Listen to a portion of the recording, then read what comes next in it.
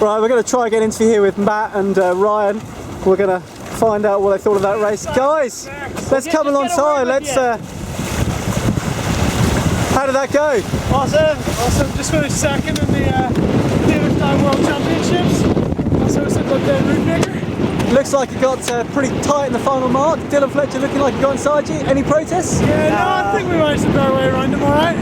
It's higher and faster, that's what it's all about. Higher and faster, I think there's a patent on that name, Ryan. Little plug there for Harvey. So, Ryan, I hear you're the man at the moment. You've got a real bit of form going on. Oh yeah, well, I suppose got to step it up a notch. How are you feeling ahead of the games?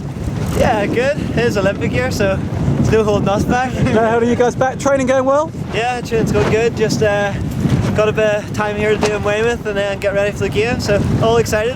Now, rumour has it your man at the front's got the fastest hoist in the fleet. Is that true? It is fact. All right, boys. What do you? Okay, here we go. What do you think's gonna happen in this next race here? I go Ireland all the way. Ireland all the way. All right. Well, we'll find out soon enough. Ireland all the way. It's like the Eurovision Song Contest all over again. Certainly won't be 10 points. Very good. Good luck, lads.